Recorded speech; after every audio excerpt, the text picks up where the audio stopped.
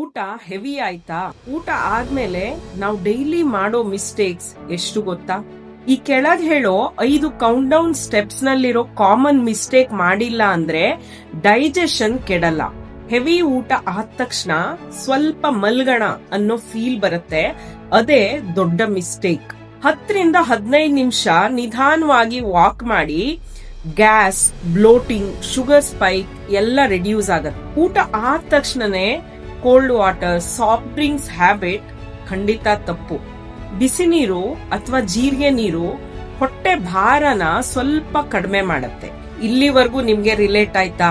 ಈ ರೀಲ್ ನ ಸೇವ್ ಮಾಡಿ ಊಟ ಆದ ತಕ್ಷಣನೇ ನಿಮ್ಗೆ ಟ್ರೈ ಮಾಡಕ್ಕೆ ಹೆಲ್ಪ್ ಆಗತ್ತೆ. ಊಟ ಆದ ತಕ್ಷಣ ಸ್ಟ್ರೈಟ್ ಪೋಸ್ಚರ್ ಅಲ್ಲಿ ಕೂತ್ಕೊಳ್ಳೋದನ್ನ ರೂಢಿ ಮಾಡ್ಕೊಳ್ಳಿ. ಆಸಿಡಿಟಿ, ಎದೆ ಉರಿ, ಆಸಿಡ್ ರಿಫ್ಲೆಕ್ಸ್ ಇದೆಲ್ಲಾನು ಅವಾಯ್ಡ್ ಆಗತ್ತೆ. ಸ್ಟ್ರೆಸ್ ಜೊತೆ ಹೆವಿ ಮೀಲ್ ತಿಂದ್ರೆ ಆಸಿಡಿಟಿ ಕನ್ಫರ್ಮ್. 5 ರಿಂದ 10 ನಿಮಿಷ ವಜ್ರಾಸನದಲ್ಲಿ ಕೂತು ಡೀಪ್ ಬ್ರೀದಿಂಗ್ ಮಾಡಿ ಮೈಂಡ್ ಕಾಮ್ ಆಗತ್ತೆ. ಡೈಜೆಷನ್ಗೆ ಕೂಡ ಸಪೋರ್ಟ್ ಸಿಗತ್ತೆ.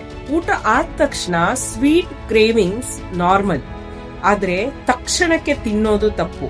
30 ರಿಂದ 45 ನಿಮಿಷ ಗ್ಯಾಪ್ ಕೊಡಿ. Sugar spike, belly fat, weight gain ಇದೆಲ್ಲ ಕಮ್ಮಿ ಆಗತ್ತೆ. ಹೆವಿ ಊಟ ಪ್ರಾಬ್ಲಮ್ ಅಲ್ಲ, ಊಟದ ನಂತರ ಹ್ಯಾಬಿಟ್ಸ್ ತಪ್ಪಿದ್ರೆ ಪ್ರಾಬ್ಲಮ್.